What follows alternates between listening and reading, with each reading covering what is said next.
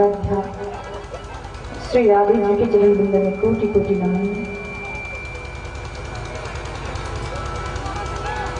सुखदेव स्वरूप मेरे गुरुदेव के चरण बिंद में कोटि कोटि नमन। उन्हें प्रार्थना है कि हम सभी को आशीर्वाद प्रदान करें। उपस्थित सभी भागवत भक्तगण, सभी के हृदय में विराजित युगल सरकार को कोटि कोटि नमन।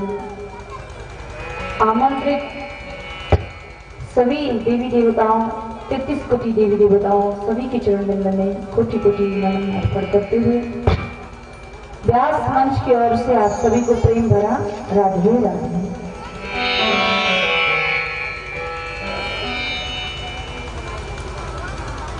आइए अपने मन और वाणी को पवित्र करने वाली नाम कीर्तन गुणगान करते हैं, क्योंकि कल भी हम सभी ने श्रवण किया, जो सत्ययुग, त्रेता युग और द्वापर युग में वो गुण नहीं है जो कलयुग में प्राप्त होती है। वो है कलयुग केवल नाम आधार। इसलिए आइए भगवान का नाम हमारे मन और वाणी को पवित्र करने वाली है। भगवान नाम के साथ में हम सभी कथा का रसपान करते हैं। राधे राधे राधे गोविंद राधे राधे राधे राधे गोविंद राधे।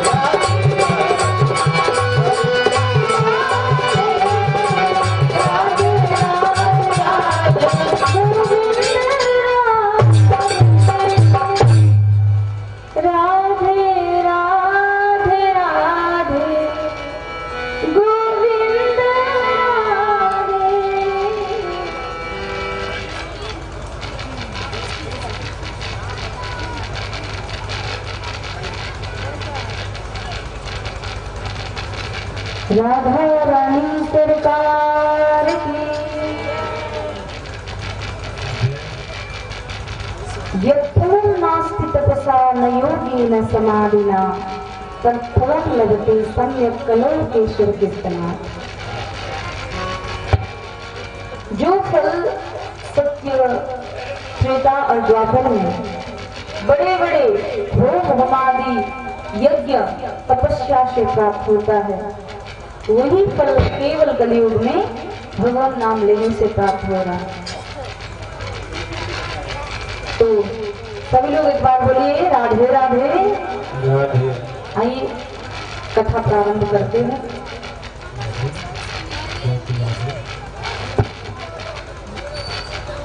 श्री राधे श्री राधे।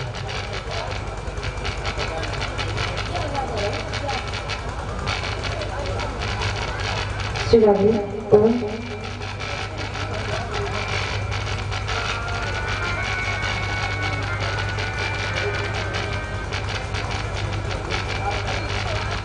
हम सभी ने पूर्व प्रसंग में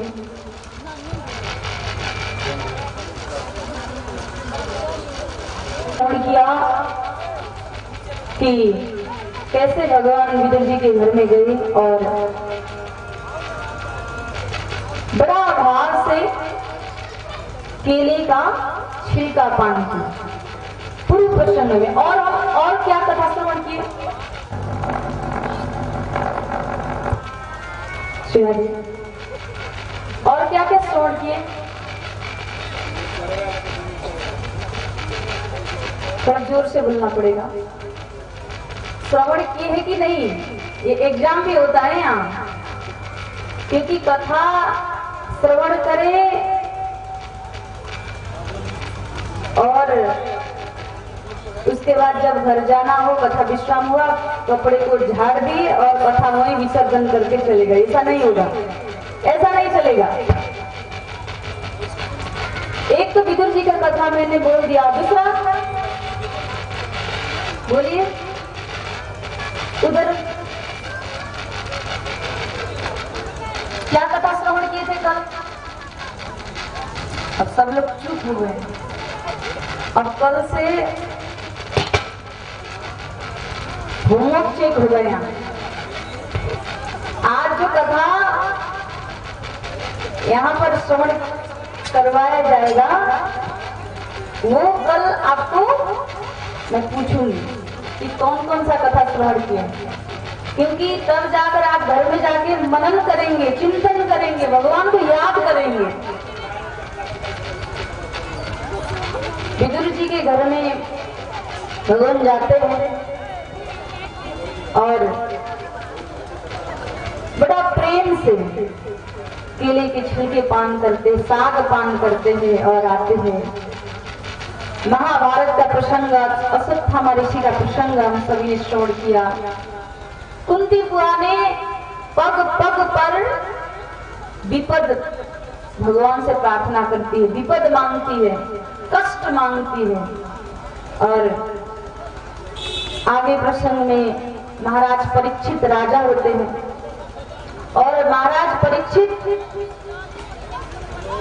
दिग्विजय प्राप्त करके वन में शिकार खेलने जाते हैं जरासंध नाम के राजा का मुकुट पहनकर, और कली उसमें प्रवेश करता है और भूल से समीक मुनि को मरा हुआ सांप गले में पहना देते हैं और वहां से चले जाते हैं। और उनके पुत्र श्रृंगी ऋषि उनको श्राप देते हैं। क्या श्राप दिए थे?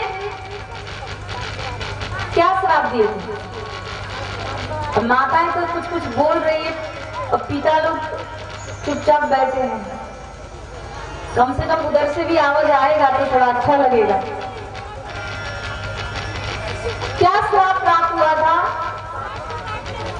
7 दिन में तक्षक नामक नाग काटेगा और मृत्यु हो जाएगा। और इसके बाद परीक्षित जी महाराज अपने पुत्र जन्मेजय को व्यास गद्दी में विराजमान करते हैं और वहां से गंगा सागर की ओर निकल पड़े, क्योंकि अब उनके पास कितने दिन का समय है? 7 दिन का। देखिए हमारे पास भी केवल 7 दिन ही हैं। आइतवार, सोमवार, मंगलवार, बुधवार, गुरुवार, शुक्रवार, शनिवार, बृहस्पतिवार और शुक्रवार और शनिवार। यह 7 दिन के अंदर ही हमारा भी मृत्यु निश्चित है। और परीक्षित जी महाराज के पास 7 दिन था, वो तो गारंटी था ना, 7 दिन तो मैं रहूंगा ही रहूंगा। हमारे पास तो वो भी नहीं कि 7 दिन रहेंगे कि नहीं, ये भी पता नहीं। अभी तो कथा श्रवण कर रहे, कल आने को अवसर मिलेगा कि नहीं ये भी पता नहीं। किसी के पास भी कोई गारंटी नहीं है। तो यहाँ आज परीक्षित जी महाराज जो कोई मिलता रास्ते में सबको पूछते थे कि महाराज जिसको 7 दिन में मरना हो उसको क्या करना चाहिए। और गंगा सागर के तट में पहुंचे, सभी को पता चला कि महाराज परीक्षित को श्राप मिला है, वो भी 7 दिन में मरने का। तब जाकर सब संत महात्मा सब दौड़े दौड़े चले गए गंगा सागर की ओर परीक्षित महाराज से मिलने। सब लोग से पूछते परीक्षित महाराज कि जिसको 7 दिन में मरना हो उसको क्या करना चाहिए। सब लोग चुप हो गए। महाराज इसको ठीक करिए, ये आवाज क्या आ रहा है?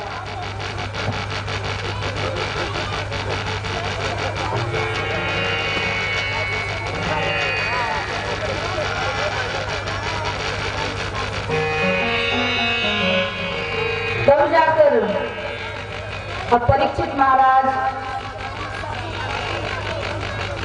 अंधकार मुठमंडल लगाकर बैठे हुए थे। उसी क्षण अत्यंत दिव्य सुंदर बालक ब्रह्मचारी कौपिन वस्त्र धारण करके हाथ में जाप माला लेते हुए पधारते हैं। सब लोग खड़े होकर नमन करने लगे। तत्रा भगवत भगवान व्यास पुत्र। कौन आया? व्यास जी का पुत्र, जिनका नाम है सुखदेव जी महाराज। सुखदेव जी महाराज पधारते हैं। जैसे सुखदेव जी महाराज का आगमन हुआ, वहां पर सुखदेव जी महाराज के पिता व्यास जी भी थे। व्यास जी के पिता पराशर जी भी थे। पराशर जी के पिता शक्ति ऋषि भी थे और शक्ति ऋषि के पिता वशिष्ठ ऋषि भी थे। सभी ने उठकर प्रणाम किया। क्यों प्रणाम किया? अगर आपके कोई संतान आपके आगे आएंगे तो आप प्रणाम करते हैं? ये तो कल हमारा बच्चा है, क्या करना है? कोई डॉक्टर बन के आया, ये तो हमारे गांव का है ना, कोई डॉक्टर नहीं बोलेगा। उसको सम्मान जब घर में नहीं मिल रहा है तो दूसरा कौन देगा? बताइए। अपने घर में जब सम्मान नहीं मिल रहा हो तो दूसरा कौन देगा सम्मान? यहाँ सुखदेव जी को क्यों सम्मान मिला? क्योंकि सुखदेव जी अखंड ब्रह्मचारी और ऐसे साधु संत महात्मा थे जिनके दर्शन मात्र से भी मुक्ति मिल जाता था। क्योंकि जब जब जीवन में, एक बात ध्यान रखना सर, जब जब जीवन में सब द्वार बंद हो जाए तो 2 द्वार आपके लिए सदा खुला होता है, सदा खुले होता है। एक है भगवान का द्वार और दूसरा आपके सदगुरु का द्वार। और सदगुरु जब अपने शरण में लेते हैं ना तो समस्या का समाधान भी बोल के करेंगे। जैसे परीक्षित का समस्या का समाधान सुखदेव जैसे परम हंस ने किया है। यहाँ पर सब लोग ने खड़े होकर नमन किया। जैसे परीक्षित जी ने देखे तब जाकर शरण में जाकर दंड प्रणाम करने लगे और कहने लगे कि प्रभु जिसको 7 दिन में मरना हो उसको क्या करना चाहिए? जिसको 7 दिन में मरना हो उसको क्या करना चाहिए? तब सुखदेव स्वामी कहते हैं, बड़ा सुंदर प्रश्न किया। यहां पर बहुत प्रशंसा किए परीक्षित महाराज को सुखदेव स्वामी। क्यों? क्योंकि उन्होंने ऐसा प्रश्न किया जो हम सभी को भी आवश्यक है। और कहते हैं सुखदेव स्वामी, मुक्ति तो 2 घड़ी में भी मिल जाती है, 7 दिन तो बहुत दूर की बात है। खटवांग नाम के राजा ने 2 घड़ी में मुक्ति प्राप्त की थी। तो यहाँ पर आरंभ करते हुए भागवत जी का कथा भगवान को स्मरण करते हुए सर्वप्रथम सुखदेव स्वामी सृष्टि विस्तार प्रसंग कथा श्रवण करवाते हैं। एक बार भगवान को लगा कि एको हम बहुत श्यामा, मैं अकेला हूं और मैं ज्यादा बनना चाहता हूं, बहुत सारा बनना चाहता हूं। तब जाकर नाभि में कमल का प्रादुर्भाव हुआ और उस कमल में ब्रह्मा जी प्रकट होते हैं। जैसे ब्रह्मा जी प्रकट हुए, चारों ओर देखने लगे तो जल ही जल था, सभी जगह जल ही जल। तब तपस्या करने लगे ब्रह्मदेव। जैसे तपस्या प्रारंभ किए, आकाशवाणी हुई कि हे ब्रह्मा जी, आप सृष्टि करो। और ब्रह्मा जी को भगवान ने चतुर्श्लोकी भागवत भी प्रदान किया। तब जाकर ब्रह्मा जी सृष्टि प्रारंभ करने लगे। सर्वप्रथम ब्रह्मा जी ने संकादिक मुनियों का प्रकट किया। संकादिक मुनि यानी सनक, सनंदन, सनातन, सनत कुमार। ये 4 ऋषि, 4 मुनियों का प्रकट किया और कहने लगे कि जाओ सृष्टि विस्तार करो। लेकिन चारों ऋषियों ने मना कर दी, क्योंकि वो चाहते थे भगवान का भजन करना। तब ब्रह्मा जी को क्रोध आया, भृगुटी टेढ़ी हुई तो बीच भाग से एक नील लोहित बालक का जन्म होता है और जन्म होते ही रोने लगा वो बालक और ब्रह्मा जी से कहने लगा कि मेरा नाम क्या है। तब ब्रह्मा जी उनका नाम रखते हैं रुद्र। अब भगवान रुद्र को कहते हैं कि सृष्टि विस्तार कीजिए।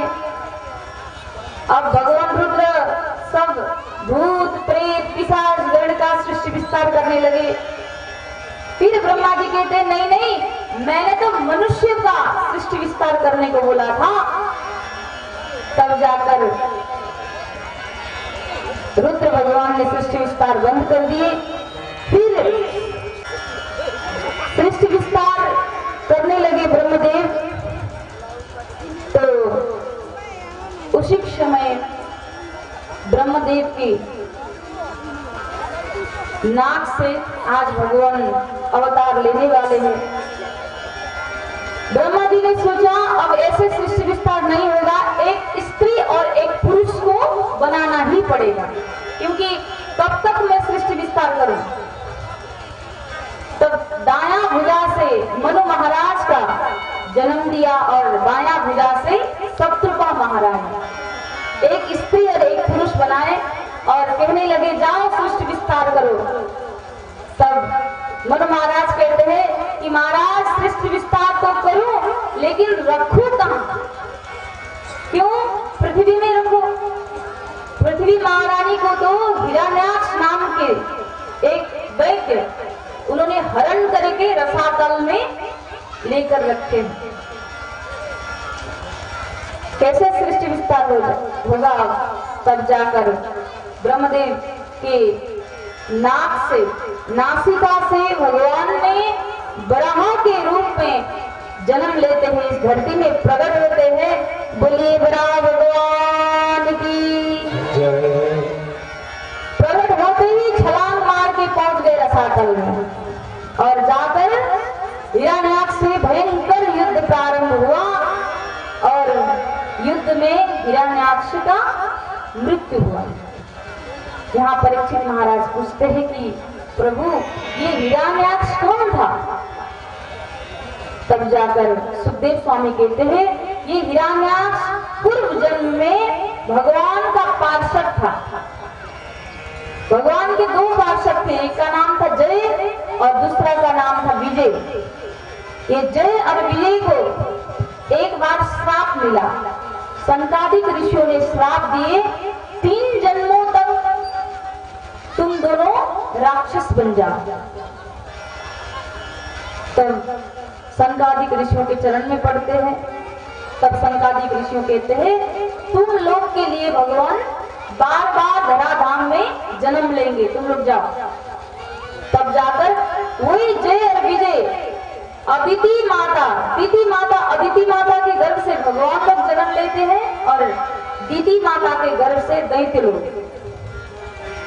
कश्यप महाराज की पत्नी और कश्यप महाराज के पास दीदी महारानी जाती है। संध्या के समय में कहती है कि मुझे संतान दे दो, जीत करने लगी। तब जाकर कश्यप ऋषि संतान प्रदान करने ही वाले थे। उसी समय भगवान शंकर जी पहुंच गए और क्रोध में आके कहने लगे ये संध्या का समय तो संतान प्रदान करने का समय नहीं है, ये गलत हुआ। संध्या का समय में क्यों दरवाजा को बंद नहीं किया जाता है? क्योंकि उस समय लक्ष्मी माता आती है, भगवान शंकर जी घूमते रहते हैं, तो उस समय संतान प्रदान करने का समय नहीं है, ये गलत हो रहा है। भगवान शंकर जी कहने लगे और श्राप दी दीदी माता। क्या कहने लगे? जो बालक आपके गर्भ से जन्म लेंगे ये 2 बालक होंगे और दोनों दैत्य होंगे। अब कौन माता चाहता होगा कि अपना बालक दैत्य हो? कोई नहीं चाहता। तब दीदी माता ने संकल्प लिया कि इस बालक को मैं जन्म ही नहीं दूंगी।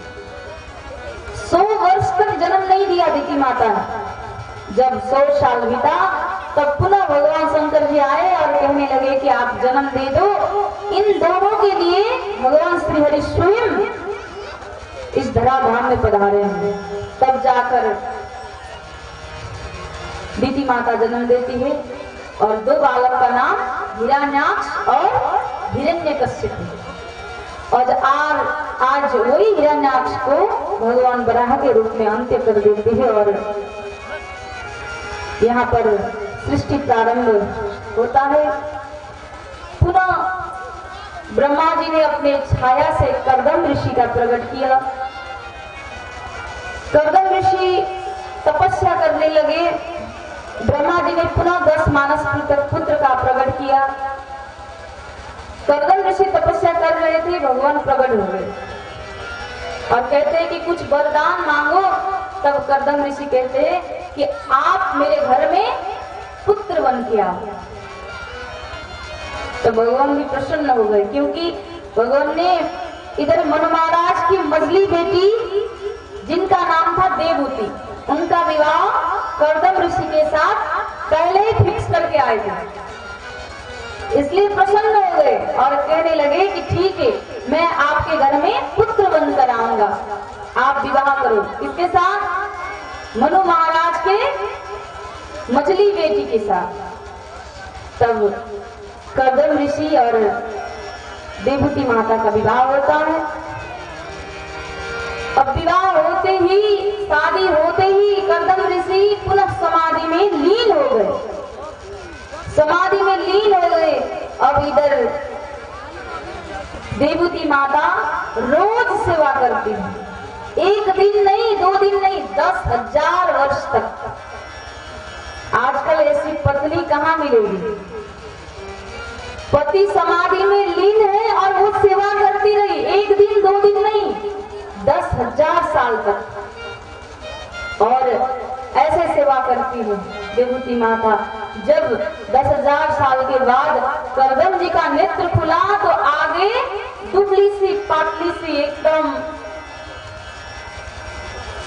देवहूति माता हाथ जोड़ के खड़ी है। तब कर्दम ऋषि अत्यंत प्रसन्न होकर कहते कुछ वरदान मांगो।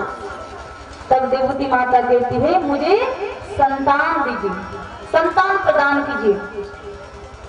तब देवती माता को लेकर कर्दम ऋषि जाते हैं, बिंदु नाम के सरोवर में जाकर स्नान करते हैं। दोनों नवयुवक नवयुवती बन जाते हैं और कर्दम ऋषि एक सुंदर विमान का रचना करते हैं और उस विमान में सुंदर विमान का रचना करके उस विमान में पत्नी को रखते हैं और क्रीड़ा करने लगते हैं। जैसे क्रीड़ा प्रारंभ हुआ, पहले संतान के रूप में बेटी होती है, पहले संतान के रूप में, और दूसरा संतान भी बेटी, तीसरा भी बेटी, चौथी भी बेटी, करते करते 9 बेटी होती है। अगर हमारे घर में ऐसा हो जाए क्या हाल होगा बताइए। एक बात ना मुझे बड़ा अटपटी लगती है, जब लड़की समझदार होती है तो घर वाले क्या कहते हैं, अब इसका शादी करने का समय हो गया। जब समझदार होती है तब क्या कहते हैं, अब इसका शादी करने का समय हो गया। अब इधर जब लड़के जब ज्यादा बिगड़ जाते हैं ना, तब क्या कहते हैं, अब इसका शादी करवा देना चाहिए, समझदार होगा, जिम्मेवारी आएगी तब ठीक हो जाएगा। दोनों का समझदारी होना चाहिए, है कि नहीं बताइए, दोनों समझदार होना चाहिए। अब यहाँ क्या है, लड़की समझदार हो गई तो विवाह करने योग्य हो गई, लड़के ज्यादा बिगड़ गया तो अब ये तो गलत बात है। और यहाँ ज्यादा घर में देखती हूँ, यहाँ ही नहीं जहाँ कहीं भी बहुत सारे जगह हैं, बेटी होती है उत्सव नहीं मनाया जाता है। जैसे पुत्र हुआ तो इतना बड़ा भोज, जिस दिन घर में बेटी आती है, आप सोचिए भगवान ने सोच समझकर आपको दिया, क्योंकि कन्यादान से बड़ा कोई दान नहीं हो सकता इस संसार में, कन्यादान। और ज्यादा लोग कहते हैं घर में ज्यादा पेटी होता है ना, पेटी, जिसके घर में पेटी, समझ गए, वो धनवान है, ऐसा कहते हैं लोग। लेकिन जिसके घर में बहू और बेटी खुश है, वो घर नहीं मंदिर है। देखिए, तो यहाँ 9 बेटियां हुई, फिर भी कर्दम ऋषि अति प्रसन्न है। और माता अति प्रसन्नता के साथ में 9 बेटी का शादी करने लगी। अब किसके साथ में, ब्रह्मा जी के 10 मानस पुत्र में 9 मानस पुत्र विवाह करने के लिए आते हैं। और ऐसे विवाह हुआ जहां कोई दहेज प्रथा नहीं है, केवल कन्यादान हुआ। और सब मानस पुत्र, ब्रह्मदेव के 9 मानस पुत्र के साथ में कर्दम ऋषि के 9 पुत्री का शादी हुआ।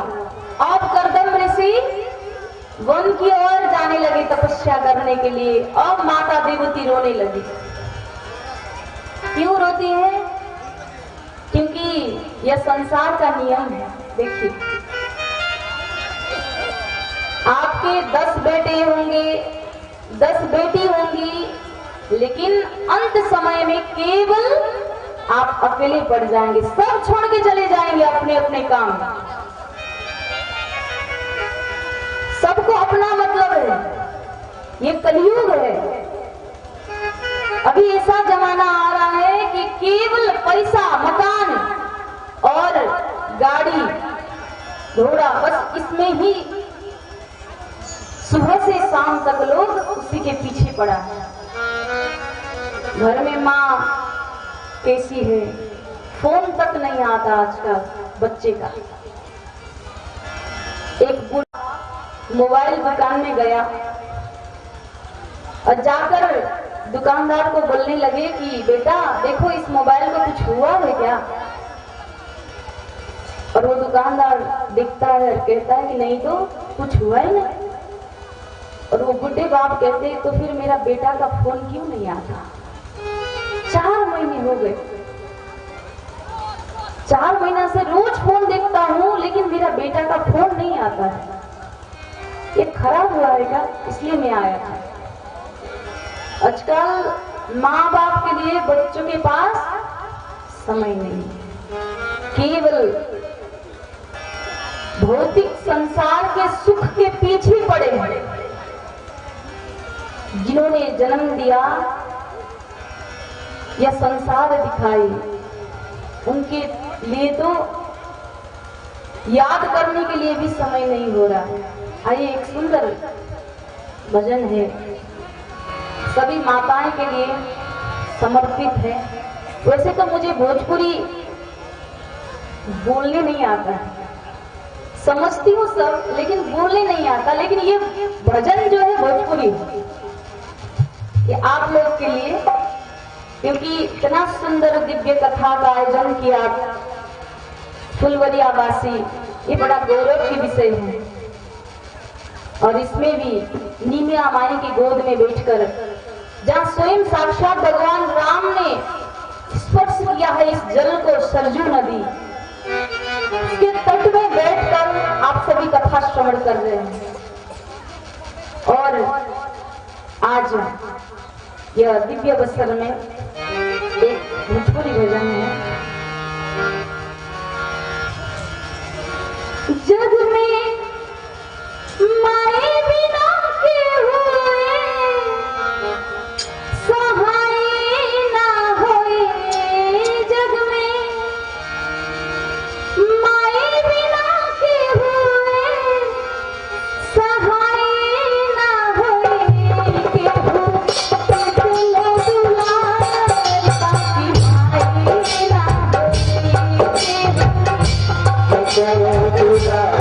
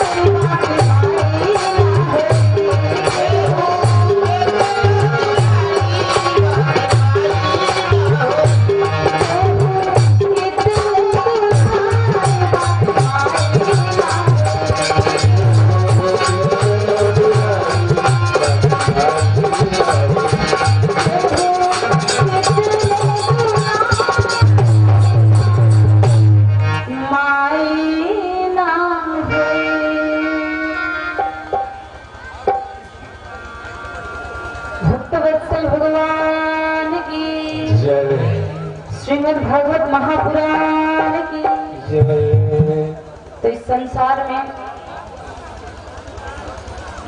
कोई कितना भी प्यार करे, कोई कितना भी प्रेम दे, लेकिन वो जो माई का डांट होता है ना, वो प्यारा लगता है, बड़ा प्यारा लगता है, वो याद आता है।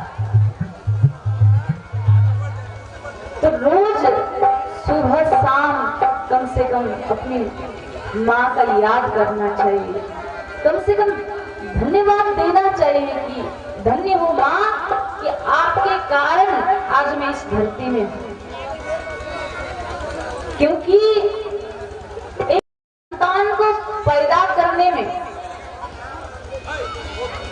हमारे शरीर का 20 हड्डियां एक बार जब टूटता हो तो कितना दर्द होता है, उतना दर्द होता है। तो यहाँ आज देवहूति माता कहती है कि जितनी बेटियां थी सबका तो विवाह कर दिया आपने, शादी कर दिया आपने, किसके सहारा रहूं? कोई तो मेरा सहारा होना चाहिए, मैं अकेली कैसे रहूं यहाँ? तब करदम जी को याद आता है, भगवान ने कहा था कि मैं आपके घर में पुत्र बनकर आऊंगा। तब भगवान को स्मरण करने लगे, स्तुति करने लगे। तब जाकर भगवान आज देवहूति माता के गर्भ में इस धराधाम में आने का तैयारी करने लगे। करदम ऋषि बड़ा प्रसन्न है, आज भगवान मेरे घर में आ रहे हैं। तब भगवान ने इस धराधाम में देवहूति माता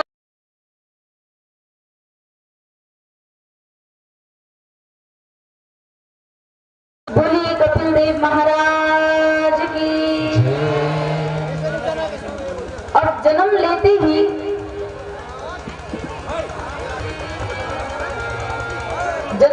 करदम ऋषि वन की ओर प्रस्थान किए। इधर देवहूति माता रोने लगी।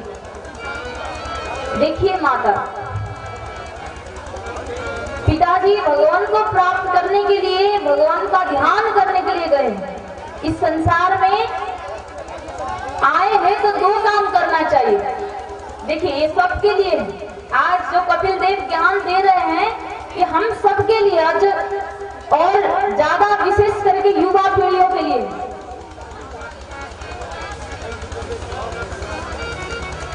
दो काम करना चाहिए। इस धरती में जो आए हैं उसको एक, या तो जीवन भर भगवान का नाम जपो, भगवान का प्रिय बनो, भगवान का चरण को प्राप्त कर लो।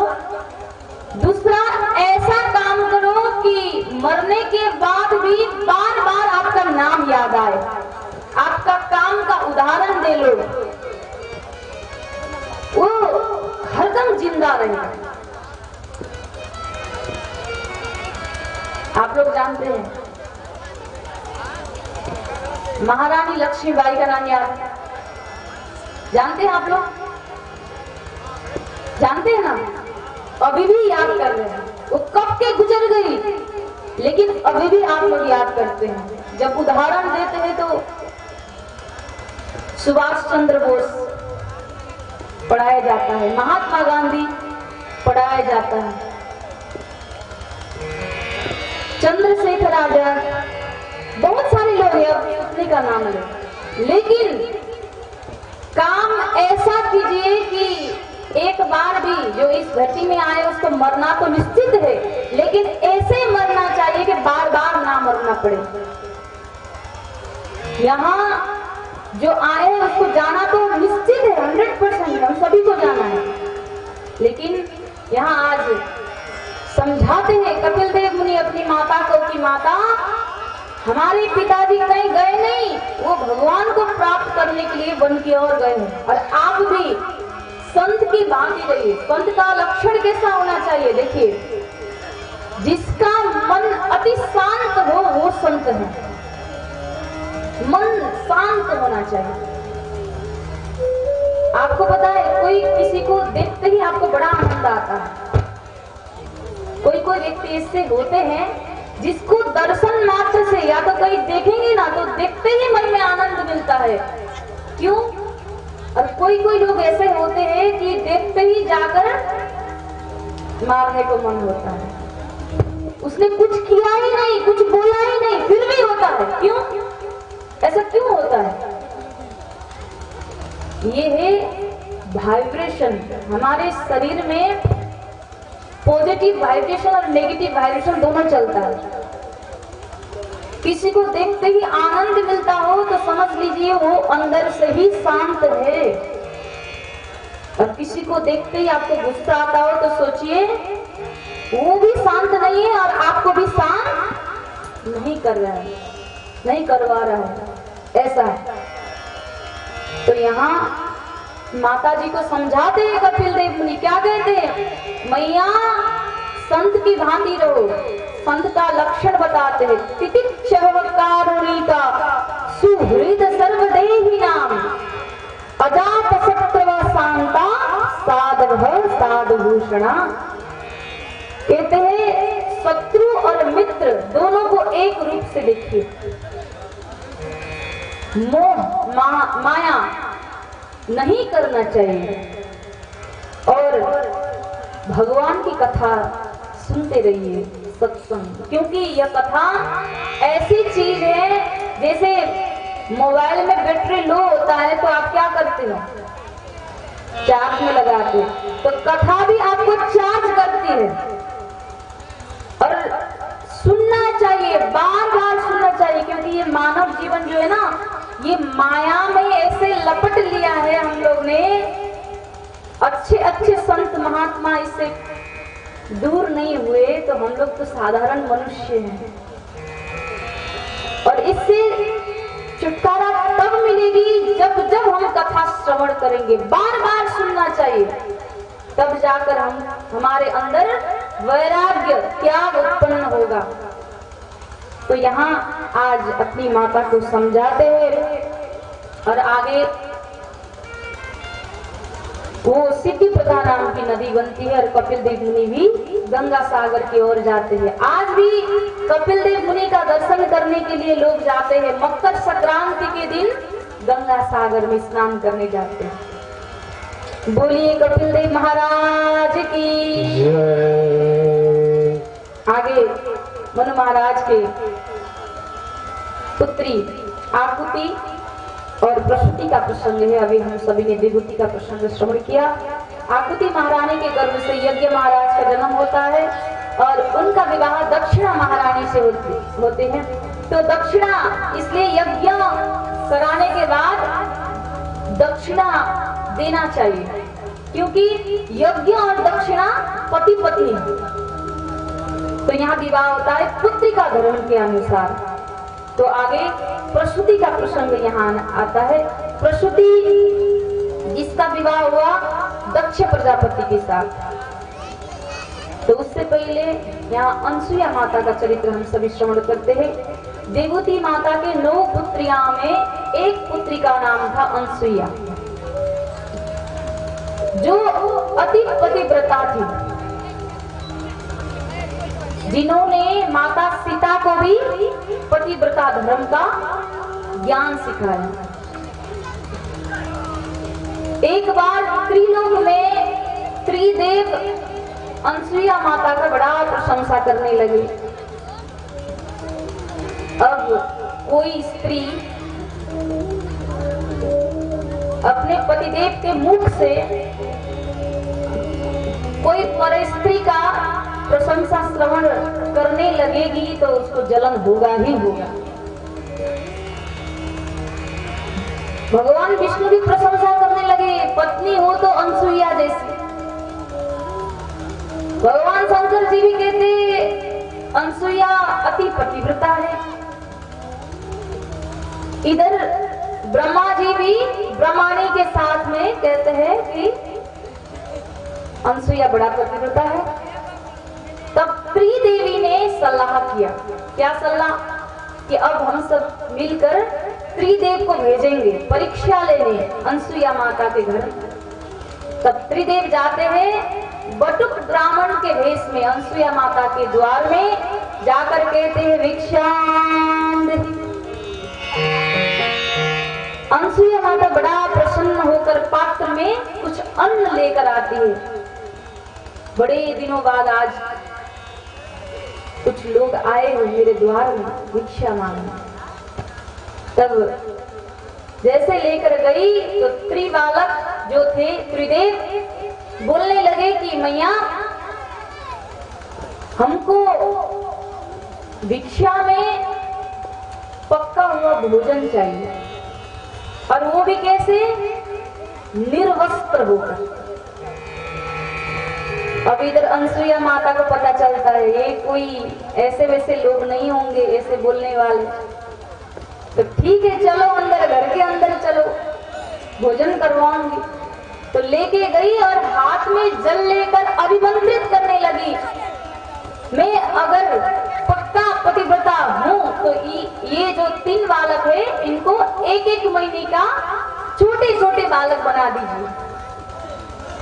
वो जल को अभिमंत्रित करने लगी। जैसे अनसुईया माता का जल उन पर पड़ा, तीनों देव छोटे छोटे बालक बन गए। तब जाकर अनसुईया माता ने स्तनपान कराया निर्वस्त्र होकर, क्योंकि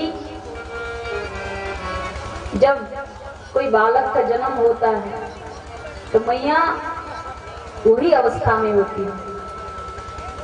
आज स्तनपान कराई अनसुईया मैया ने और पलना में झुलाने लगी तीनों देव को।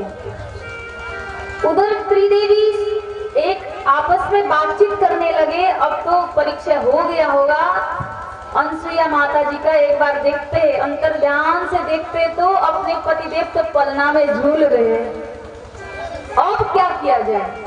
तब त्रिदेवी भिक्षुणी के वेश धारण करके पुनः अनसुईया माता के द्वार में जाते हैं और जाकर भिक्षांदेहि कहने लगी। मैया चकित हो जाती है, क्यों, आज तो भिक्षा मांगने का भीड़ हो गया। अभी अभी थोड़ी देर पहले 3 बालक आए थे, अब 3 भिक्षुणी आ गए, आज हो रहा है क्या। तब जैसे पात्र में अन्न लेकर जाती है मैया, तब त्रिदेवी कहती है कि हमको कुछ देना हो तो जो बच्चे है ना पलने में अंदर, वही बच्चे को हमको दान में चाहिए। तब मैया प्रदान करती है। उसी क्षण अत्रि ऋषि आते हैं जो अनसुईया माता के पतिदेव, उनको पता चलता है कि ये साक्षात त्रिदेव है। तब जाकर प्रार्थना करते हैं कि प्रभु इस बार तो जबरदस्ती आप लोग मेरे घर में बच्चे बन गए, अगली बार मेरे घर में आप पधारिए।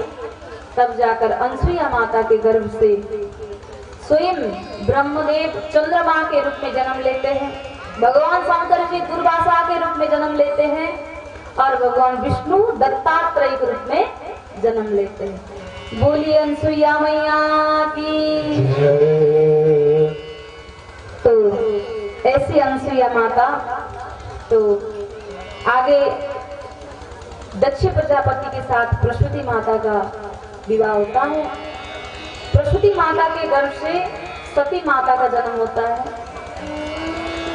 जिनका विवाह भगवान शंकर जी के साथ हुआ और दक्ष प्रजापति भगवान शंकर जी को बिल्कुल पसंद नहीं करते थे। एक बार ब्रह्मदेव ने विशाल शांति सभा का आयोजन किया और उस सभा में भगवान शंकर जी भी आए थे। और भोले बाबा का एक आदत था, एक स्वभाव था। क्या स्वभाव? जब थोड़ा सा भी समय मिलता था तो भगवान राम का नाम जाप करते थे। अब दक्ष प्रजापति आने में थोड़ा विलंब हुआ, इधर भोले बाबा श्री राम राम राम नाम जाप करने लगे। तो उसी क्षण दक्ष प्रजापति का आगमन होता है। सब लोग खड़े होकर नमन करने लगे, लेकिन भोले बाबा को पता नहीं चला। भोले बाबा को पता नहीं चला। अब जैसे दक्ष प्रजापति ने देखा तो अपने जमाई बैठ रहा है, बड़ा क्रोध आया। तब दक्ष प्रजापति गाली देने लगा, अरे भोले, देखो देखो, गले में सांप का माला बनाकर लगाया है, शरीर में चिता भस्म लगाता है और साथ में भूत प्रेत पिशाचगण लेकर घूमता है। इसका रूप तो देखो एक बार। और मेरी बेटी के साथ छल करके इसने शादी किया। मैं इसको बिल्कुल पसंद नहीं करता हूं। अब इधर नंदी महाराज को बड़ा क्रोध आया। क्यों? क्योंकि शास्त्र कहता है सब कुछ सुनो, लेकिन गुरु निंदा बिल्कुल मत सुनो। गुरु का यदि कहीं निंदा हो रहा हो तो वहां प्रतिकार करो। अगर प्रतिकार नहीं कर सकते हो तो उठ के चले जाओ। तो आज नंदी महाराज को बड़ा क्रोध आया।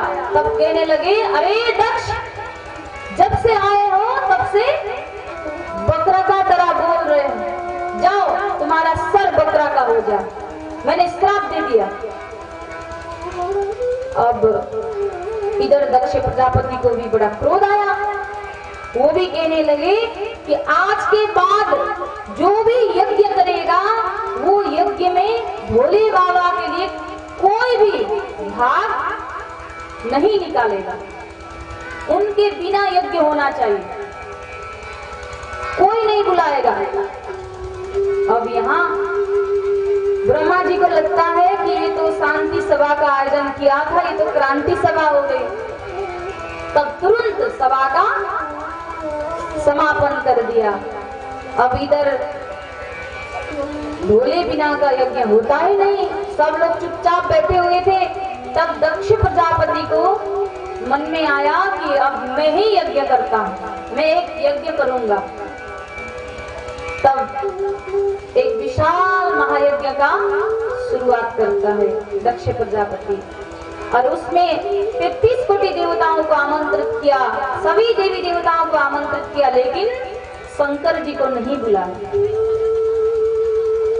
तो एक दिन माता सती भोलेनाथ के साथ में बैठकर कुछ बातचीत हो रहा था। उसी दिन आकाश में विमान चलने लगे। विमान जा रहे हैं हरिद्वार की तरफ। तब सती माता पूछती है कि प्रभु, ये विमान जा रहा है कहाँ? भोलेनाथ कहते हैं, आओ चलो बातचीत किया जाए, छोड़ दो इस बात को। और सती माता कहती है कि एक नहीं, दो नहीं, हजारों विमान गया, कुछ तो बात होगा। तब नारद जी पहुंच जाते हैं। नारद जी जाकर कहते हैं कि दक्ष प्रजापति ने यज्ञ का प्रारंभ किया है और मैंने आप दोनों को नहीं देखा, तो मैं यहाँ पूछने आया कि क्या बात है। तब भगवान शंकर जी सती माता को सब बात बता देते हैं, ऐसा हुआ था।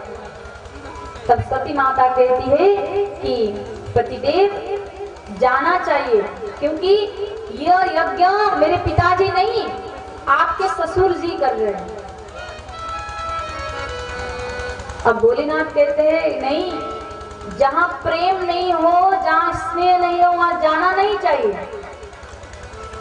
तुलसीदास भी यही कहते हैं, अगर आपको किसी के द्वार में जाने से आंख में प्रेम नहीं दिखता हो, स्नेह नहीं दिखता हो, तो वहां जाना नहीं चाहिए। घर में नमक रोटी ठीक है। तो यहाँ क्या कहते हैं कि नहीं जाना चाहिए। भोलेनाथ समझाते हैं सती माता को, लेकिन स्त्री हट जो होता है ना, उसके आगे किसी का भी बस नहीं चलता। अच्छे अच्छे राजा महाराजा पीछे पड़ गए। स्त्री हट बड़ा कठोर होता है। तो यहाँ सती माता बड़ा जिद करने लगी, मैं जाके समझाऊंगी, मेरे पिताजी को समझाऊंगी, आपके बिना यज्ञ नहीं होगा। तब सती माता के साथ में नंदी मृंगी साथ में लेकर सती माता पहुंचती है। दक्ष प्रजापति ने देखा तो बड़ा भोले बाबा का अपमान किया। तब सती माता को बड़ा क्रोध आया। तब ओम नमः शिवाय कहते हुए यज्ञ कुंड में प्रवेश की और प्राण त्याग कर दिया। अब अग्नि भगवान भोलेनाथ के तीसरा आंख है, जिसने कामदेव को भस्म किया था। अब अग्निदेव डर से वो शरीर को नहीं जला रहे हैं, क्योंकि भोलेनाथ का आदेश नहीं है। माता ने प्राण त्याग कर दी और जाकर हिमालय की पुत्री पार्वती के रूप में मेनका के गर्भ में जाकर विराजमान हो गई। इधर नारद जी दौड़ते हुए जाते हैं भोलेनाथ के पास, त्राहिमाम प्रभु त्राहिमाम, क्या हुआ? माता सती ने अग्नि कुंड में प्राण त्याग कर दिया। तब भोलेनाथ को बड़ा क्रोध आया, अपना जटा पृथ्वी पर पटकाए तो वहां से वीरभद्र महाराज का प्रगट होता है। बोलिए वीरभद्र भगवान की जय। वीरभद्र महाराज गए और दक्ष का यज्ञ विध्वंस करने लगे। सभी साधु संत महात्मा 33 कोटि देवता सबको वहां से भगाए। तब दक्ष प्रजापति का सिर को यज्ञ कुंड में होम कर देते हैं। दक्ष प्रजापति का मृत्यु हुआ। तब सब लोग आकर भोलेनाथ के पास में आकर त्राहिमाम प्रभु त्राहिमाम, भगवान शंकर जी वहां से जाते हैं दक्ष प्रजापति के पास। प्रसूति माता आकर भगवान भोलेनाथ के चरण में पड़ती है कि प्रभु आप तो आशुतोष हो, दया निधि हो, करुणा सिंधु हो, मेरे पति देव का प्राण दान कीजिए कहने लगती है। तब भगवान शंकर ने दक्ष प्रजापति को एक बकरा का सिर उल्टा करके जोड़ देते हैं और प्राण दान कर देते हैं। सब लोग जय जयकार करने लगे। क्यों? क्योंकि अपनी पत्नी प्राण त्याग करके अग्नि कुंड में है और आज वही भगवान किसी का प्राण दान कर रहे हैं। ऐसे करुणा सिंधु भोलेनाथ, जैसे नाम वैसे काम, नाम भी बोला काम भी बोला ही करते हैं। क्षणम रुष्ट क्षणम तिष्ठ, थोड़ी देर में ही रुष्ट हो जाते हैं और थोड़ी देर में ही प्रसन्न हो जाते हैं। तो आइए कुछ क्षण भोलेनाथ का स्मरण करते हैं। शिव शंकर भोलेनाथ की जटा में तेरी गंग विराजे, जटा में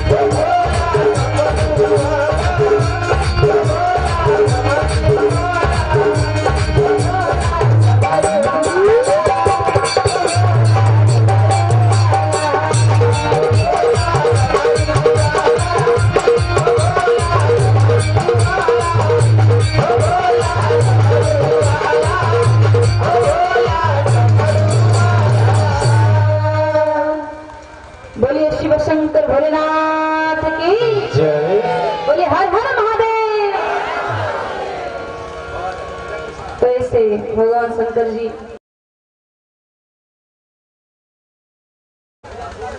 वही सती माता को लेकर पृथ्वी भ्रमण के लिए निकल जाते हैं और बाद में अंग पतन होने के साथ साथ पुनः पार्वती जी से विवाह होता है। तो आगे अब मनु महाराज के 2 पुत्र के बारे में वर्णन किया गया है श्रीमद् भागवत कथा में। अभी अभी आप लोग ने श्रवण किया पुत्री के बारे में। अब मनु महाराज के दो पुत्र थे, एक का नाम था उत्तानपाद और दूसरा प्रियव्रत। दोनों को गुरुकुल पठाया गया प्रियव्रत महाराज बैरागी बाबा बन गए। उत्तानपाद पुनः राज्य में वापस आते हैं और विवाह हो जाता है, 2 विवाह। पहली रानी सुनीति महारानी, सुनीति नीति के हिसाब से चलती थी और महाराज सुंदरता के बस में आ गए और सुरुचि महारानी को पुनः विवाह करते हैं। दूसरा शादी हुआ सुरुचि महारानी के साथ में, जो रुचि के हिसाब से चलती थी। एक बार उत्तानपाद महाराज युद्ध करने जाते हैं, युद्ध में विजयशील प्राप्त होता है, वापस आते हैं। आते ही सुरुचि महारानी के दरबार में जाते हैं। इधर सुनीति महारानी के गर्भ से उत्तम महाराज का जन्म होता है और सुरुचि महारानी के गर्भ से उत्तम महाराज, सुनीति महारानी के गर्भ से ध्रुव महाराज का जन्म होता है और सुरुचि महारानी के गर्भ से उत्तम महाराज का। जब ध्रुव महाराज को पता चलता है कि पिताजी सुनीति महारानी यानी कि अपनी माता के पास नहीं आए, विजयश्री प्राप्त करते ही सुरुचि महारानी के दरबार में गए, तब ध्रुव महाराज अपनी माता से पूछते हैं कि माता, मुझे पिताश्री का बहुत याद आ रहा है, एक बार दर्शन करने जाऊं। माता कहती है कि जो अपमान मुझे सहना पड़ रहा है वो तुम मत सहना, मत जाना। लेकिन ध्रुव महाराज जिद करने लगे, एक बार पिताजी से मिल के आऊंगा, बस एक बार के लिए जाने दे दो। तब पिताश्री बुलाते हुए सुरुचि महारानी के कक्ष की ओर जाते हैं ध्रुव महाराज, और द्वार में जो द्वारपाल थे उनको उत्तानपाद महाराज ने बोले थे कि किसी को भी अंदर आने मत देना। लेकिन ध्रुव महाराज पहुंचते हैं, द्वारपाले रोक देते हैं। ध्रुव महाराज कहते हैं कि महाराज के दंड से तो मैं बचा सकता हूँ, लेकिन मेरा दंड से तुमको कौन बचाएगा, मुझे अंदर जाने दे। तब जाकर द्वारपाल रास्ता छोड़ देते हैं, दौड़ते हुए जाकर उत्तानपाद महाराज के गोद में जाकर बैठते हैं ध्रुव महाराज। बड़ा प्रेम से बात करने लगे, लेकिन यह दृश्य सुरुचि महारानी को देखा नहीं जाता है। बड़ा क्रोध आता है, जाकर ध्रुव महाराज के हाथ में पकड़ती है और बाहर निकाल देती है। अब ध्रुव महाराज पिताश्री कहने लगे, लेकिन उत्तानपाद महाराज भी अपने पत्नी के इतना बस में होते हैं कि उनको देखते ही चुप हो जाते हैं। तब सुरुचि महारानी कहती है कि वो गद्दी में, जो राज गद्दी में तुम्हारे पिताजी बैठे थे, अभी वहां जाकर गोद में बैठने का अधिकार तो केवल मेरे पुत्र उत्तम को है, तुमको नहीं। अगर तुमको इच्छा हो तो केवल और केवल भगवान श्री विष्णु ही सामर्थ्यवान है और कोई नहीं कर सकता, ऐसा कहती है। तब ध्रुव महाराज वहां से रोते हुए अपने माँ के पास आते हैं और माता जी समझाती हैं, मैंने कहा था कि मत जाओ, लेकिन जीत पकड़ा तो चला गया, तो आज ये अवस्था हुआ। तो ध्रुव महाराज कहते हैं कि भगवान विष्णु कहाँ रहते हैं? तब माता सुनीति कहती है, आओ मैं भगवान विष्णु का दर्शन करवाती हूँ। लेकर जाती है मंदिर में और जो पटचित्र होता है वो दर्शन करवाती है। यही है भगवान विष्णु। और तुम्हारी माँ ने, सुरुचि माता ने जो ज्ञान दी है वो धन्य है। क्योंकि वो सत्य बात है, वो ही एक सामर्थ्यवान है जो तुमको राजगद्दी में बिठा सकता है। तब जाकर रात के समय में ध्रुव महाराज घर से निकल जाते हैं। क्यों? भगवान विष्णु को प्राप्त करने के लिए। और ध्रुव महाराज कितने साल के हैं? 5 साल के। देखिए, इतने छोटे उम्र में भगवान को प्राप्त करने के लिए निकल रहे हैं आज ध्रुव महाराज। हमारे घर में हमारे बच्चे को ये तक पता नहीं है कि ये भगवान का नाम क्या है, वो भगवान का नाम कोई पढ़ चित्र दिखा दे तो वो भी बता नहीं सकते। और वो बच्चे का गलती नहीं है, वो हमारा ही गलती है, हमने सिखाया ही नहीं। तो यहाँ 5 साल के ध्रुव महाराज आज वन की ओर प्रस्थान किए और रास्ते में नारद जी पहुंच गए। और नारद जी क्या कहते हैं? नारद जी का आदत है, जब भी क्या बोलते मुंह से बोलिए, बोलिए जोर से बोलिए, कम से कम एक बार तो भगवान का नाम निकला। प्रेम से बोलिए, क्या बोलते हैं? नारायण नारायण। बोलते ही पहुंच गए। जैसे नारायण का नाम ध्रुव महाराज ने श्रवण किया, जाकर पूछते हैं, आप नारायण को जानते हैं?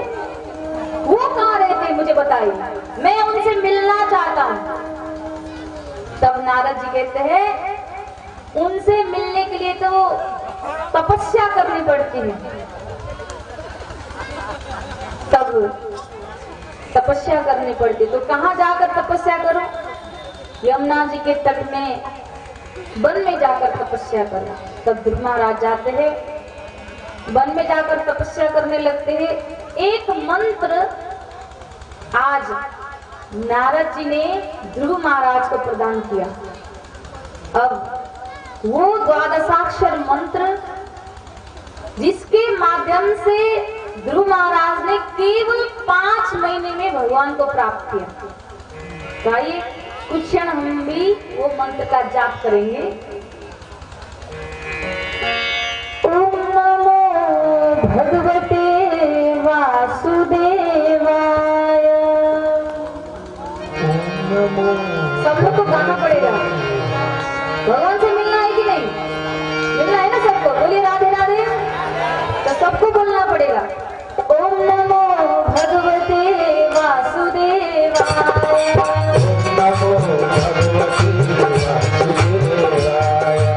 ओम नमो भगवते वासुदेवाय। ओम नमो भगवते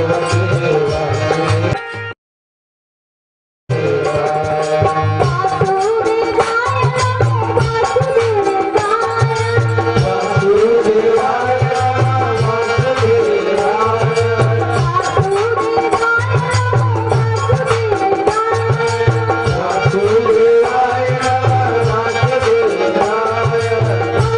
नमो भगवते वासुदेवाय।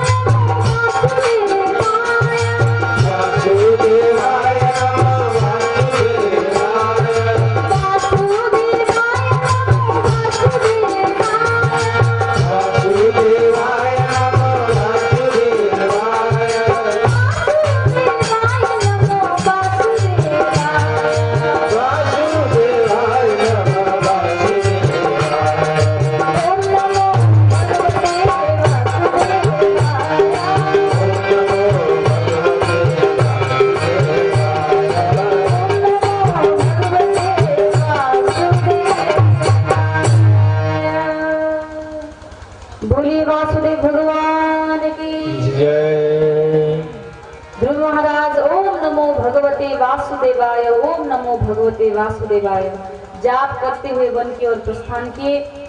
और पहले महीने में कंदमूल खाते थे, लेकिन नारद जी आकर कहने लगे कंदमूल खाना छोड़ दो और भगवान का ध्यान करो। दूसरा महीना जब शुरू हुआ तो जल पीने भी छोड़ दिए, और तीसरा महीना जब शुरू हुआ सूखे घास के पत्ते भी खाने छोड़ दिए, और पांचवा महीना में श्वास भी लेने छोड़ दिए और ध्यान के माध्यम से भगवान का दर्शन करने लगे। तब सभी देवी देवताओं जाकर भगवान श्री विष्णु से कहने लगे कि प्रभु आप जाकर ध्रुव महाराज को दर्शन दीजिए। भगवान क्या कहते हैं, मैं तो ध्रुव महाराज को दर्शन देने नहीं जा सकता, मैं तो ध्रुव जैसे भक्त का दर्शन करने जाता हूँ, ऐसे भक्त का। तब भगवान प्रकट होते हैं। तब ध्रुव महाराज प्रणाम करते हैं भगवान को। भगवान से प्रश्न करने लगे ध्रुव महाराज कि मेरी माँ ने मुझे मेरे पिताजी के गोद में बैठने क्यों नहीं दिए। भगवान ध्रुव महाराज के सिर में अपना हाथ रख देते हैं, जैसे स्पर्श किया सरस्वती मैया जाकर ध्रुव महाराज के सिर में जाकर बैठ गए। ध्रुव महाराज कहते हैं अब मुझे सभी प्रश्न का उत्तर मिल गया, क्योंकि साक्षात स्वयं सरस्वती मैया आकर सिर पर बैठ गई और गोद में लेते हैं भगवान, और गरुड़ में साथ में बिठाकर दरबार तक छोड़ देते हैं और कहते हैं जब 36,000 वर्ष पर्यंत तुम यहाँ का राजा होकर शासन करना, उसके बाद वैकुंठ धाम आना, उसके बाद तुमको मैं एक लोक प्रदान करूंगा जिसका नाम होगा ध्रुव लोक। यहाँ भी प्रदान किए, परलोक में भी भगवान ने प्रदान किए। 5 साल का बालक ध्रुव महाराज। बोलिए ध्रुव महाराज की।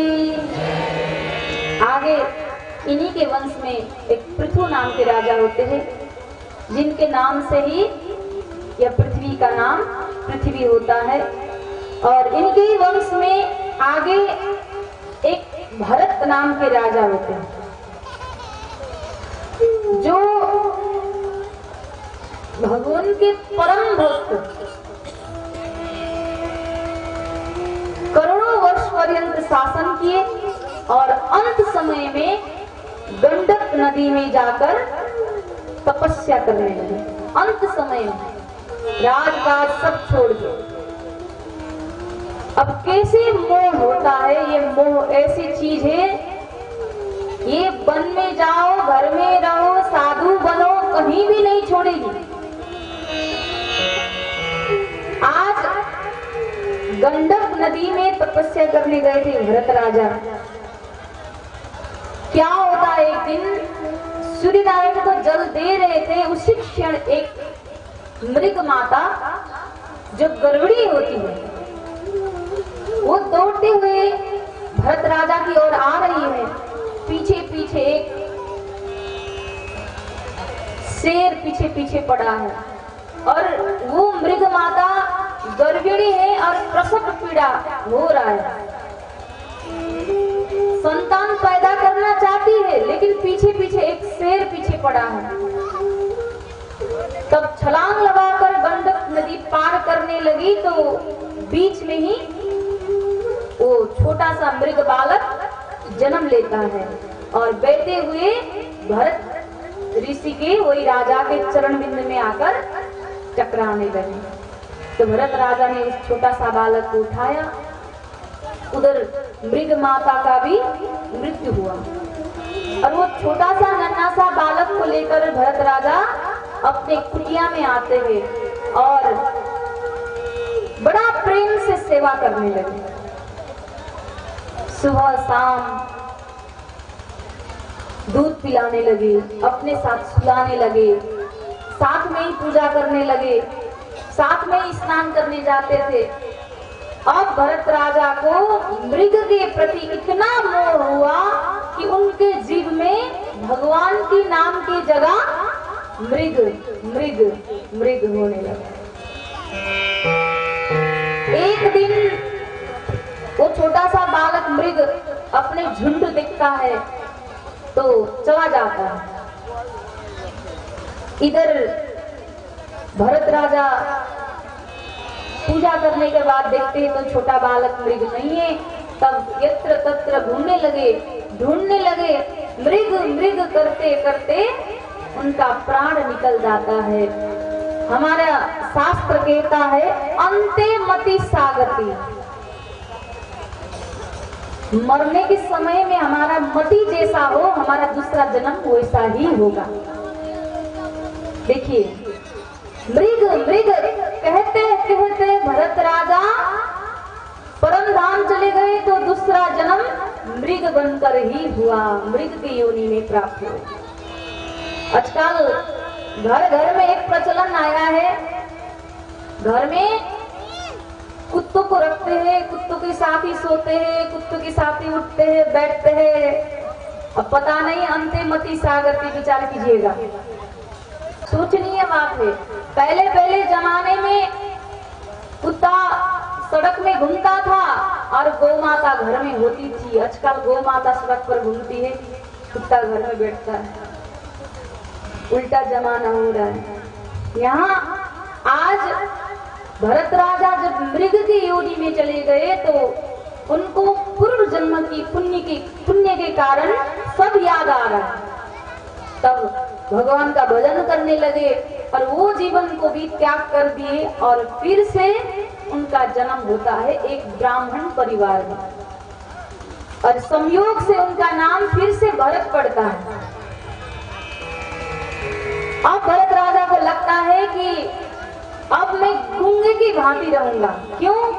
क्योंकि चला रहूंगा तो सब लोग मेरा शादी करवा देंगे, फिर से मोह, फिर से गृहस्थ में जाऊंगा, फिर से बार बार जन्म लेना, बार बार मरना, ये नहीं होना चाहिए। अब मैं भगवान को प्राप्त करूंगा, यह सोचकर केवल भजन करने लगे। अब जब तक माता पिता जिंदा थे तब तक तो उनको बड़ा प्रेम करते थे सब, लेकिन जब वो लोग भी गुजर गए, अब घर में कोई ऐसा बालक हो जो गूंगा हो, जो शरीर से कोई अंग का कोई कमी हो, तो देखिएगा, ये तो मेरा अनुभव भी है ये बात इसमें, क्योंकि जो मैं आश्रम चलाती हूँ वो आश्रम आप सबको तो पता नहीं है, लेकिन जो आश्रम में अभी मेरे पास 120 लोग और मैं वैसे लोग का सेवा करती हूँ जो हमारे समाज घृणा करता है, उन लोग को पागल का दर्जा देता है, मेंटल पेशेंट। और वो लोग जो सड़क में मिलते हैं उन लोग को उठाकर लाना, उन लोग का पहले स्वास्थ्य जांच करवाना, उसके बाद भोजन, कपड़ा, शिक्षा, आजीवन प्रदान करना मेरा उद्देश्य है। भागवत जी मेरा प्राण है, क्योंकि कथा कहना भगवान के बिना तो ये जीवन बेकार है। और उसके बाद ये भगवान ने जो हाथ पैर दिए है ना, ये सेवा के लिए, परमार्थ के लिए। ये जीवन उसका क्या, जो अपने पेट के लिए ही काम करता है वो जीवन क्या जीवन है? कोई दूसरे के लिए जो काम करता है वो जीवन वास्तव में जीवन है। और ये जीवन फिर मैं मनुष्य जीवन में प्राप्त होंगी ये मुझे पता नहीं है, ये एक बार मिला है मनुष्य जीवन, तो यह जीवन को सार्थक करना है। अब देखिए, जब तक घर में ऐसे बच्चे पैदा होंगे तो घर में क्या हाल होता है वो मैं महसूस करती हूँ, क्योंकि मेरे आश्रम में बूढ़े लोग भी हैं, वृद्ध माता पिताएं भी हैं, छोटे छोटे बच्चे भी हैं, गर्भवती महिलाएं भी हैं जो सड़क में जाती है। उनका जब मानसिक रोग से विक्षिप्त हो जाती है, उसको खुद पता नहीं मैं कौन हूँ, खुद कुछ पता नहीं होता है। जब पहुंचते हैं हम लोग सड़क में लेने, तो वो लोग को भी वही प्रेम की आवश्यक है। थोड़ा सा कोई एक रोटी अच्छा से खिला दे तो रोज वो नमन करने लगेगी। और उन लोग को लाना, उन लोग का स्वास्थ्य, शिक्षा, उपचार करना ठीक होते हैं। अभी तक 3300 से ज्यादा लोग का सेवा हो चुका है और इन्हीं हाथ से 300 से ज्यादा वृद्ध माता पिताएं का दाह संस्कार भी हुआ है। जिनका कोई नहीं है तो क्या करे बताइए? जिनका इस संसार में कोई नहीं है, वो लोग केवल केवल भगवान के भरोसा जी रहे हैं। और यहाँ आज भरत राजा को वही हाल हो रहा है। क्या हो रहा है?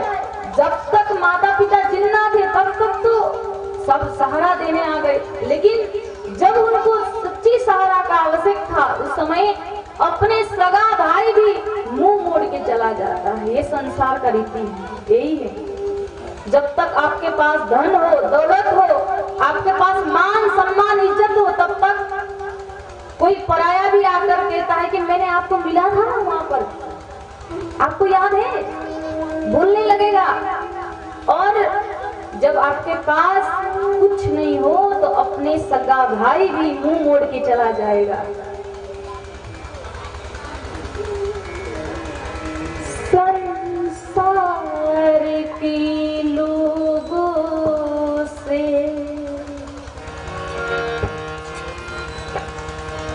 आशा न किया करना, संसार के लोगों से आशा न किया करना। जब कोई नहीं अपना, राधे श्याम जपा करना। क्यों? क्योंकि जब सब द्वार बंद होता है तब दो ही द्वार खुला होता है। मैंने बोली थी पहले भी, एक भगवान का द्वार, एक सद्गुरु का द्वार। तो आज भरत राजा का भी वही हाल हुआ। घर से निकाल दिए गए और वहां खेत में जाकर रहने लगे। वहां भी भोजन नहीं मिलता था, वहां से भी निकल गए। जा ही रहे थे, रास्ते में कुछ भिल्ल आ गए और उनको पकड़ के ले गए। क्यों? क्योंकि भिल्ल के एक राजा थे, उन्होंने सपने में देखा कि एक माता जी के मंदिर में उन्होंने नर बलि दिया। तो वो चाहते कि एक नर को बलि देना चाहते थे वो। तो भरत राजा को पकड़ के ले जाते हैं भद्रकाली के मंदिर में और वहां दंडक प्रणाम करने लगाए और बलि देने के लिए तैयार हो गए राजा। उसी क्षण स्वयं परम्बा भगवती जगदम्बा माता प्रकट हो जाती है और हाथ में तलवार लेकर जितने वहां पर भिल्ल लोग थे सबका गर्दन माता ने उद्धार कर दिया, सबको अंत कर दिया माता ने। तब कृपा करती हूँ मैया भरत राजा को। भरत राजा वहां से निकल जाते हैं।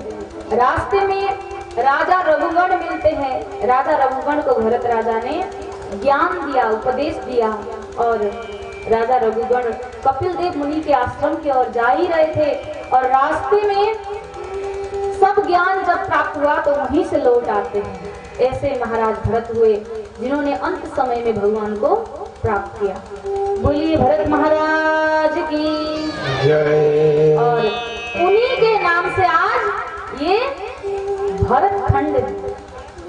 आप जब जल लेकर संकल्प करते हैं ना, ये आप लोग अभी यज्ञ हो रहा है तो संकल्प तो होता है, तो पंडित जी बोलते नहीं कि भरत खंडे, उन्हीं के नाम से यह भरत खंड हुआ। जो चक्रवर्ती राजा थे। और ऐसे महाराज के बाद आगे परीक्षित महाराज कहते हैं कि प्रभु एक बात बताइए कि किस लोग को नरक नहीं जाना पड़ता है, तो किन किन लोग को नरक नहीं जाना पड़ता है। तब जाकर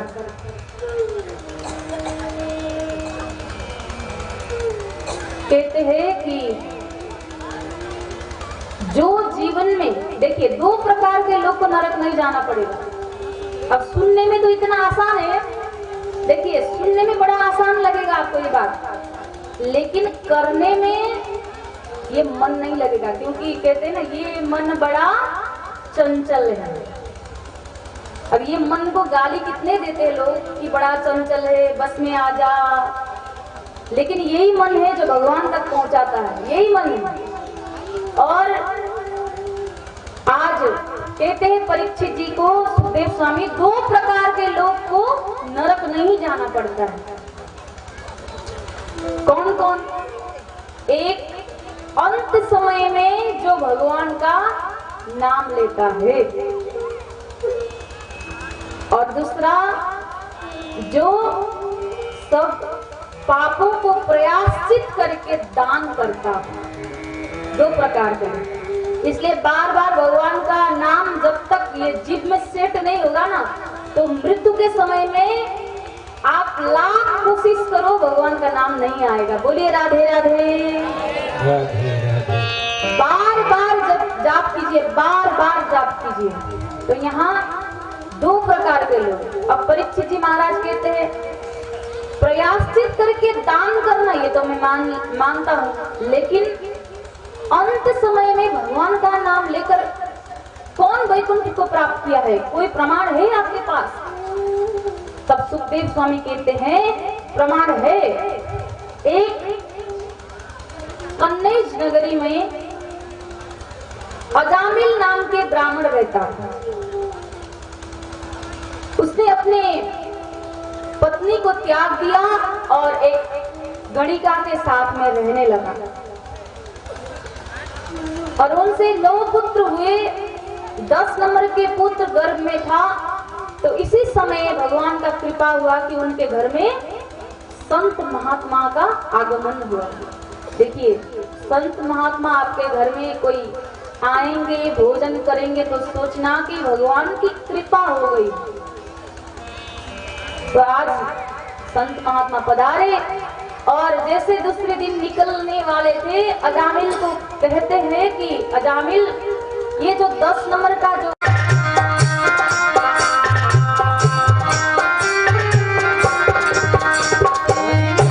बालक होगा, इसका नाम रखना नारायण। क्या? प्रेम से बोलिए, क्या? जी, नारायण। ये 10 नंबर का जो बालक है, उनका नाम नारायण रखना। अब कुछ समय बाद उस बालक का जन्म होता है। अजामिल ने उस बालक का नाम नारायण रखा।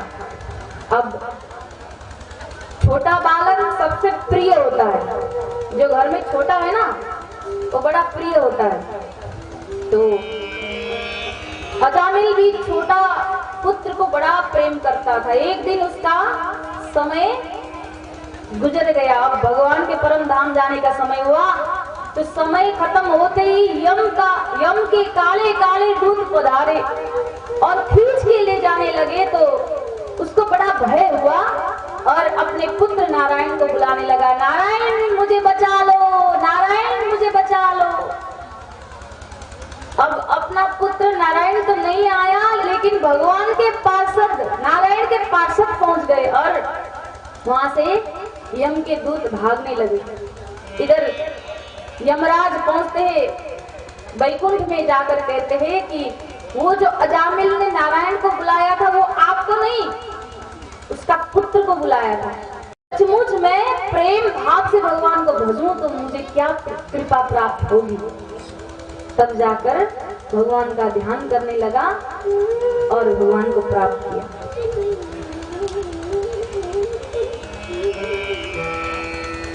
अमृत है हरि नाम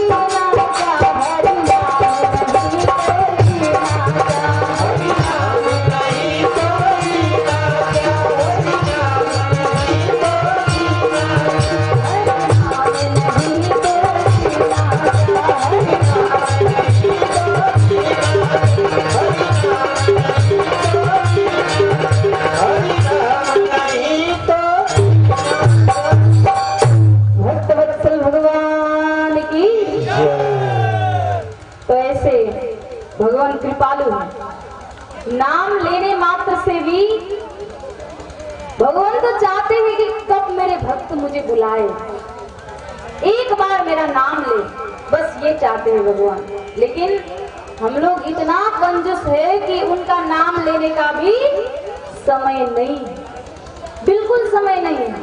देखिए, आपको भगवान ने कुछ जीवन दिए, किसी को 40 साल, किसी को 50, किसी को 60, 70, 80, 90, 100, अब 100 तक जिंदा रहना मुश्किल हो गया है। एक कम हो रहा है, कम हो रहा है। क्यों? कलयुग में अभी प्रथम चरण चल रहा है। प्रथम चरण में मनुष्य का आयु 100 साल, जब द्वितीय चरण लगेगा तो मनुष्य का आयु 50 साल, तृतीय चरण जब लगेगा तब मनुष्य का आयु 25 साल, और घोर कलयुग जब आएगा अंत समय में मनुष्य का आयु 12.5 साल। अब इसमें अब 100 से कम हो रहा है, आयु घट रहा है। कोई अब 100 साल जिंदा रहने वाला नहीं है, अब कम हो रहा है, 90, 80, 70 हो रहा है। अब देखिए 80 साल की उम्र में 40 साल तो आप लोग सो के बिताएंगे, रात भर तो सोएंगे कि नहीं? बोलना पड़ेगा, बोले राधे राधे। 40 साल तो सो गए, बाकी रहा 40 साल। वो 40 साल में 10 साल बचपन में गुजर गया, 10 साल बुढ़ापा में गुजर जाएगा। इधर दर्द हो रहा है, इधर दर्द हो रहा है करते करते रहा 20 साल। वो 20 साल में शादी भी करना है, संतान भी पैदा करना है, पैसा भी कमाना है, मान सम्मान भी कमाना है, और भगवान के लिए तो समय है ही नहीं। कहाँ है भगवान के लिए समय? नहीं। इसलिए मैं कहती हूँ भगवान के लिए समय है। कब है?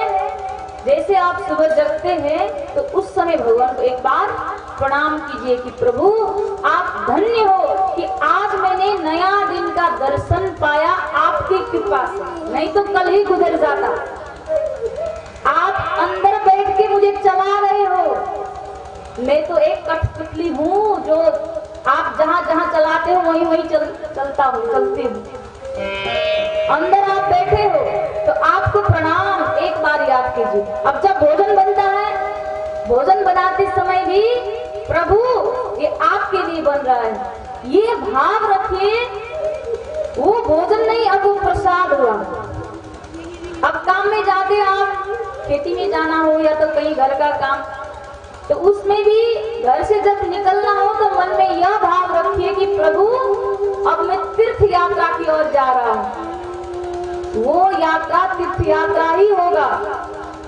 अब जब रात का समय हुआ तो सोते वक्त में प्रभु अब मैं आपके चरण में दंडवत प्रणाम कर रहा हूँ, ये भाव रखिए। रात भर दंडवत प्रणाम होगा। बोलिए राधे राधे। तो भगवान के लिए समय हुआ ना, कम से कम 5 बार तो याद किया आपने भगवान को। तो ऐसे परीक्षित महाराज अब कहते हैं कि आपने बहुत कथा सुनाया, लेकिन मुझे लगता है महाराज भगवान पक्षपाती है। क्यों? वो कभी भी दैत्यों का साथ नहीं देते, जब भी देवताओं का साथ देते। अब सुखदेव जी स्वामी कहते नहीं नहीं, उन्होंने दैत्यों का भी साथ दिया, लेकिन भगवान तो सत्य को साथ देते हैं। तो दैती कुल में कौन जन्म लिया था और सत्य का साथ दिया, आप बताइए। तब यहाँ प्रहलाद चरित्र आता है, बड़ा सुंदर प्रसंग है। कल भगवान के जन्म उत्सव यहाँ मनाया जाएगा। आप सभी को नम्र निवेदन है कि आप सभी समय से पधारिएगा और यहाँ चॉकलेट, मिश्री, जो भी आपसे बनता हो ठाकुर जी के लिए, भगवान के लिए, क्योंकि यहाँ लुटाया जाएगा। कल बड़ा भारी उत्सव होगा, आपको ही यहाँ लुटाया जाएगा। भगवान के लिए जो भी हो, अपना घर में जो भी हो, अपने मन से प्रेम से आप लेके आ सकते हैं। और यहाँ पर भारी उत्सव मनाया जाएगा। कल ठाकुर जी का प्रगट उत्सव होगा, कल चतुर्थ दिवस में। तो आप सभी को सूचना सूचित किया। तो आगे आइए, अब प्रहलाद चरित्र श्रवण करते हैं। बड़ा सुंदर प्रसंग है। जो कोई भी भक्त प्रहलाद का चरित्र श्रवण करता हो उसको भक्ति प्राप्त होगी। जब हिरण्याक्ष का वध हुआ तो हिरण्यकश्यप को बड़ा क्रोध आया। तब मद्राचल नामक पर्वत में गया और जाकर तपस्या करने लगा। ब्रह्मा जी प्रकट हो गए और हिरण्यकश्यप कहता है मुझे अमर बना दो। अब ब्रह्मा जी कहते अमर तो मैं भी नहीं हूँ बेटा, क्योंकि ये सूर्य नारायण का भी आयु है, ये पृथ्वी का भी आयु है, मेरा भी आयु, एक दिन सबको मरना है। केवल सत्य तो भगवान है, वो कभी मरते नहीं, जैसे थे वैसे ही रहेंगे। तो बोलो दूसरा वरदान मांगो। तब हिरण्यकशिपु कहता है, ना दिन में मरूं ना रात में मरूं, ना बाहर मरूं ना भीतर मरूं, ना नीचे मरूं ना ऊपर मरूं, ना नर से मरूं ना जानवर से मरूं, ना पक्षी से मरूं ना किन्नर से मरूं, ना देव से मरूं ना कोई रोग से मरूं, ना तो कोई हथियार से मरूं। और एक जो 12 महीने हैं, ये 12 महीने में किसी महीने में न मरूं। अब ब्रह्मा जी ने तथास्तु वरदान दिए, बड़ा प्रसन्न होकर आया और अपनी पत्नी कयादु से कहने लगा कि जाओ मेरा जय जयकार कराओ, जितने भी भगवान विष्णु का मूर्ति रखे हैं उसको हटाकर मेरा मूर्ति स्थापित करो, क्योंकि अब मैं मरूंगा नहीं, मैं भगवान हूं। भगवान ने मेरा जीना हुआ है